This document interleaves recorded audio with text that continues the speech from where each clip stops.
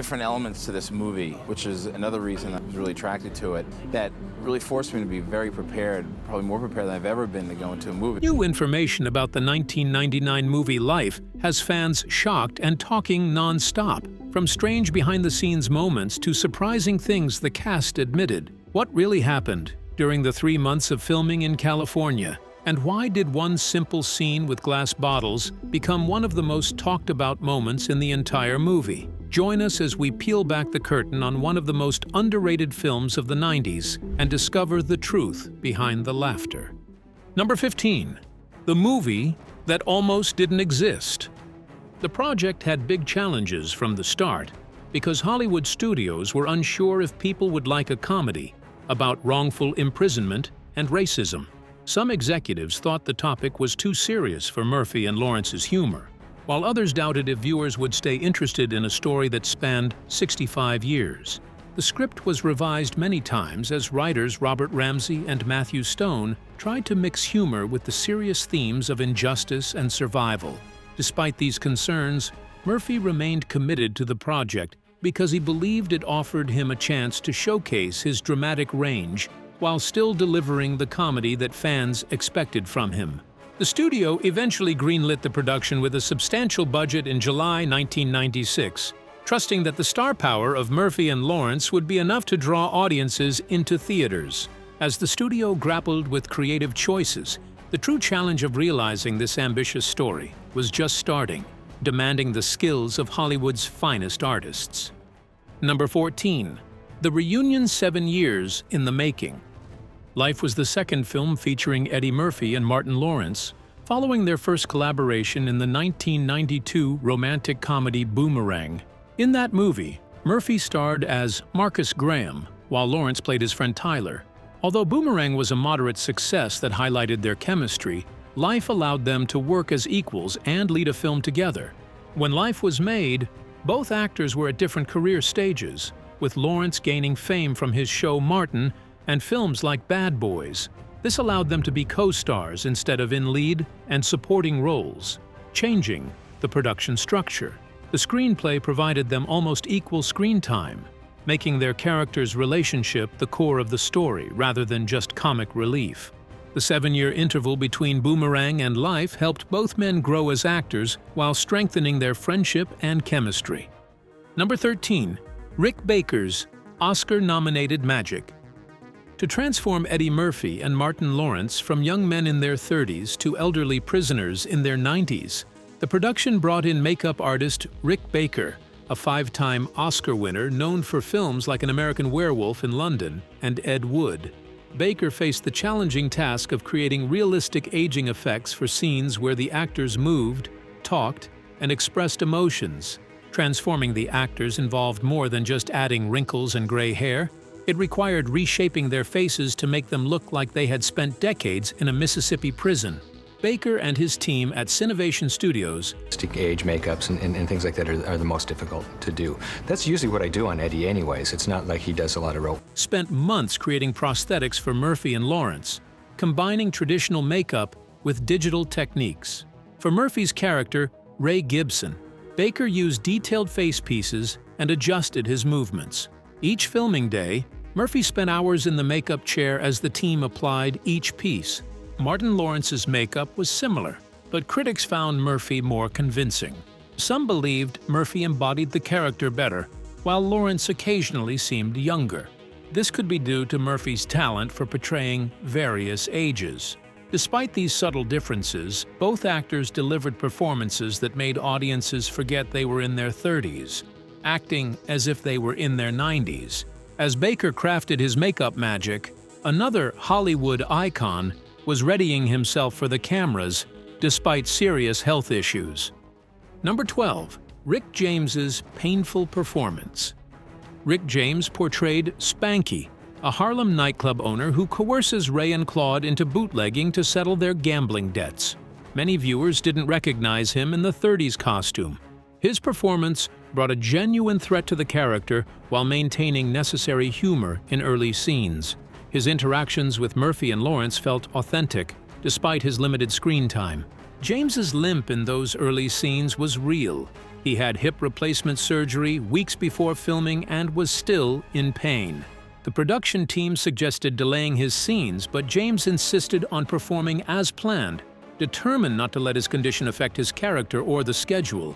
James's role in life was one of his last big acting jobs before he sadly died in 2004 at 56 due to health issues.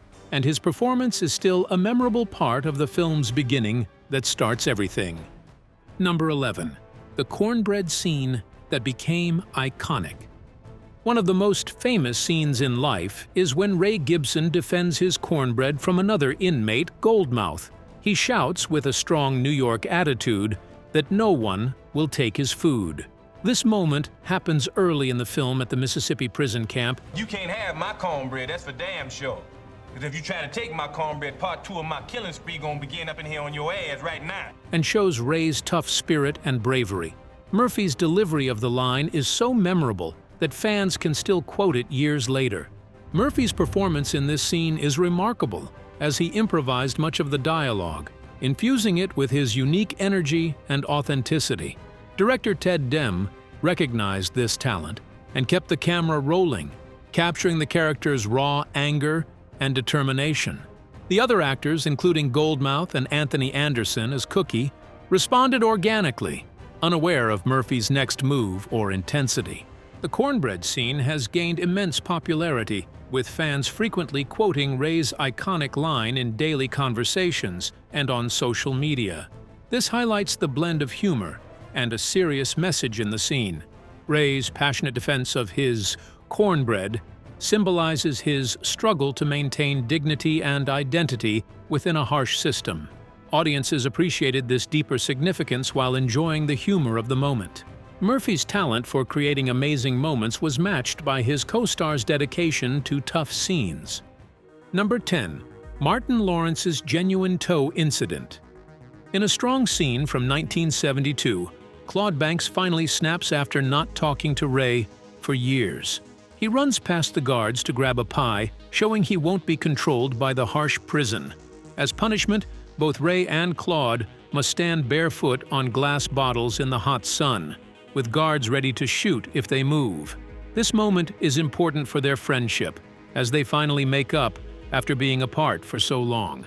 While filming a tense scene in the California sun, an unexpected moment occurred.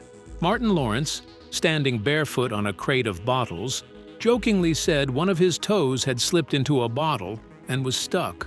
Instead of stopping the scene, he stayed in character and kept acting. Eddie Murphy's reaction enhances the scene. He laughs in surprise at Martin Lawrence's predicament, which complements the emotional reconciliation. Despite his toe being stuck, Lawrence continued acting with professionalism. Director Demme recognized that this unexpected moment added authenticity and chose to keep it in the final cut. The bottle scene is now a fan favorite because of the real connection between the actors and the awkward situation they shared. Number 9. The California Masquerade. Life takes place in Parchman, Mississippi, depicting the Mississippi State Penitentiary, but was filmed entirely in California. Locations included Sacramento, Brentwood, and the Universal Pictures backlot in Los Angeles, where prison scenes were constructed. The production team aimed to replicate the Mississippi Delta and rural South from the 30s to the 90s. Filming lasted 3.5 months, from March to June 1998. The crew altered Northern California to mimic the South, using lock to recreate the Natchez Under the Hill area, where Ray and Claude meet the racist sheriff. The team researched Southern architecture and landscapes to authentically portray Mississippi. Filming in California rather than Mississippi was practical. California offered superior studio facilities, a more skilled crew, and dependable weather for the extended shoot. Its diverse geography enabled quick-setting changes without excessive travel time or costs, and renting props and equipment was straightforward. Many viewers didn't question the film's setting or see the location changes because the production team worked hard to make the South look real across 6 decades. Number 8. Bernie Mac's unforgettable turn. Comedian Bernie Mac infused his unique style and strong presence into the role of Jangle Leg, a notable inmate at Camp 8 who becomes part of Ray and Claude's prison family. His character brought humor and depth to the prison community. Mac's performance blended comedy with genuine emotion, portraying a man who adapted to prison life while maintaining his dignity despite harsh conditions. Mac's charm and timing brought life to every scene. His rapport with the cast conveyed their long history together. He adeptly balanced serious and comedic moments, showcasing the talent that later made him a star in The Bernie Mac Show and Ocean's 11. The production benefited from actors like Mac in smaller roles, as they made brief scenes memorable. Bernie Mac sadly passed away on August 9, 2008, at 50 years old due to pneumonia and sarcoidosis, a disease that hurt his lungs for years. His death came just 9 years after the movie Life was released, surprising fans who had seen him become more famous through his TV shows and films. Mac's death was a big loss for the entertainment world, because he was very talented and had many more years of work ahead of him. Live streaming and TV reruns often feature a tribute to Mac, honoring his impact on the film and entertainment industry. Number 7. The platinum soundtrack that outshined the film. Life struggled to attract viewers during its initial theater run in spring 1999, but its soundtrack became a surprising hit. Released on March 16, 1999, just before the film, it was primarily produced by R. Kelly, featuring artists like Maxwell, Casey, and JoJo, Destiny's Child, Kelly Price, and City High. The soundtrack reached number 10 on the Billboard 200 and number 2 on the top R&B/hip-hop albums chart, showing its popularity. Maxwell's song Fortunate became a hit, reaching number 4 on the Billboard Hot 100 and getting a lot of radio play in summer 1999. Its nice lyrics and Maxwell's voice made it a favorite at weddings and dances, even for people who hadn't seen the movie.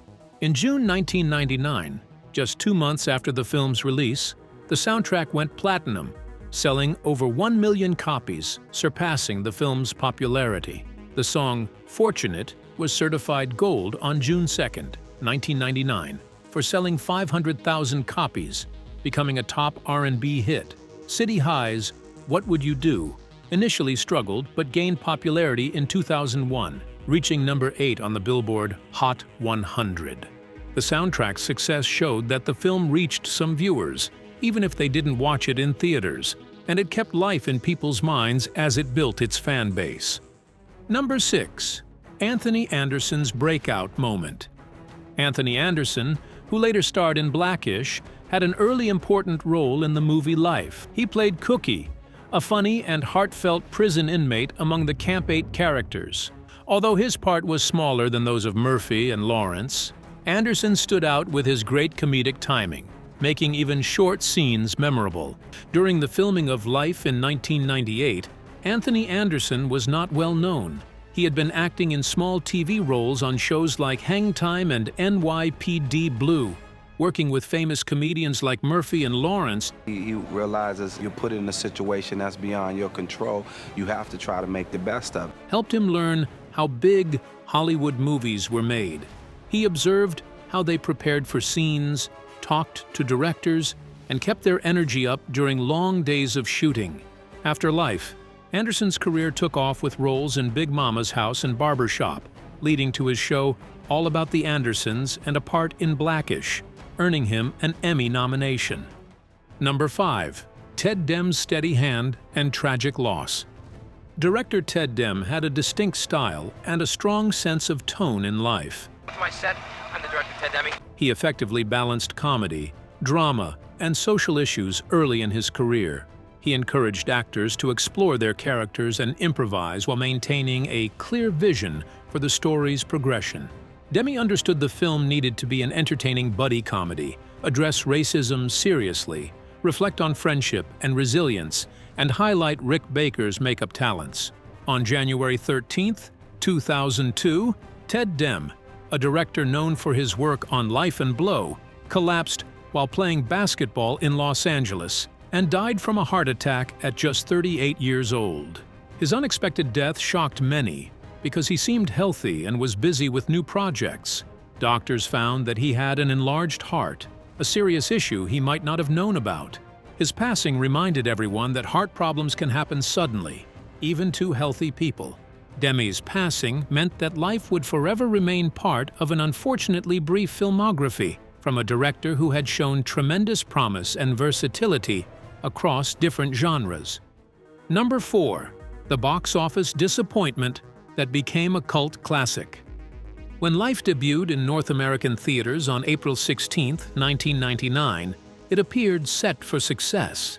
It grossed over $20.4 million in its opening weekend, one of April's best, showing strong interest in Murphy and Lawrence. Universal Pictures and Imagine Entertainment were excited, as both stars were 90s icons. The marketing emphasized the film's humor and unique duo, targeting audiences looking for laughs in the busy spring movie season. The film's box office quickly dropped in its second weekend, earning just over $11 million, a nearly 45% decline from its opening. It continued to fall, making only $6.4 million in its third weekend, and finished with about $63.8 million domestically, against a production budget likely over $80 million. This made Life a disappointment for the studio, as it underperformed compared to other buddy comedies. Critics gave it mixed reviews, resulting in a 52% rating on Rotten Tomatoes. By 2020, Life was recognized as an underrated gem, gaining appreciation from critics and journalists that it lacked during its initial release. Number 3. The second collaboration that almost wasn't. Eddie Murphy and Martin Lawrence's collaboration in Life was a significant risk for both actors at a pivotal moment in their careers. Concerns arose about whether their comedic styles would mesh in a film requiring both humor and seriousness. Murphy had recently achieved success with The Nutty Professor and aimed to demonstrate his ability to tackle serious roles while remaining funny. Lawrence, known for Bad Boys and his show, Martin, faced skepticism from some critics about his capacity to lead a film without his typical wild humor. Executives were worried that having two big comedians together would make the film messy, with both trying to be funny instead of focusing on the story. Some thought a serious actor should take one lead role to balance things out. But Murphy and Lawrence wanted to make it work because they respected each other and knew the story needed actors who could be funny and serious at the same time. Their chemistry surprised everyone from the first table read, showing how well they connected and supported each other. On set, they created a way to improvise while still following the script's emotional moments. They encouraged each other to improve through friendly competition. Director Ted Demme later mentioned that his biggest challenge was not getting them to work together, but getting them to take breaks, as they were always rehearsing and developing their characters, even during lunch. The teamwork during production made the film feel like it came from two actors who truly liked working together instead of just fulfilling contracts. Number 2. The ensemble cast that launched careers. While Murphy and Lawrence rightfully received the most attention for their performances in Life, the film featured an incredibly talented ensemble cast that included several actors who would go on to significant success in their own right. Beyond Bernie Mac and Anthony Anderson, whose later careers we've already discussed, the supporting cast included Bokeem Woodbine as Can't Get Right, Miguel A. Nunez Jr. as Biscuit, Guy Torry as Radio, and Barry Shabaka Henley as Poker Face, all of whom created fully realized characters despite limited screen time. Bokeem Woodbine's role as Can't Get Right, a prisoner who becomes a close friend of Ray and Claude, showed his talent for bringing humor and heart to a character that could have been just a simple joke. His story in the film, especially when the characters are older, added real emotion and made some of the film's most memorable moments. Woodbine later gained praise for his work in Fargo and other well-known TV shows, proving he is a versatile character actor. The ensemble cast of Life required even minor roles to be filled by impactful actors who created memorable characters. Number 1. The genuine laughter, tears, and lasting impact. During the making of Life, the cast and crew often said that the real emotions in the performances came from the strong friendships formed between the actors while filming in California. Eddie Murphy and Martin Lawrence had previously worked together on Boomerang in 1992, but Life needed them to connect even more deeply because their characters' friendship is the heart of the story. Perhaps most remarkably and tellingly, both Murphy and Lawrence have spoken fondly about their experience making life in interviews conducted years and even decades later, citing it as one of their absolute favorite projects and expressing genuine pride in the film's eventual recognition as a cult classic that stands the test of time. Their willingness to take risks with material that combined comedy and drama in unconventional ways demonstrated a maturity and confidence in their abilities that paid off creatively, even if it didn't immediately translate to box office, success, and mainstream recognition. Which of these facts surprised you the most about life and its production? Did you know about Rick James's hip surgery or the genuine bottle incident with Martin Lawrence's toe? Remember to like, share, and subscribe for more. Also, click the next video showing on your screen. You will enjoy it.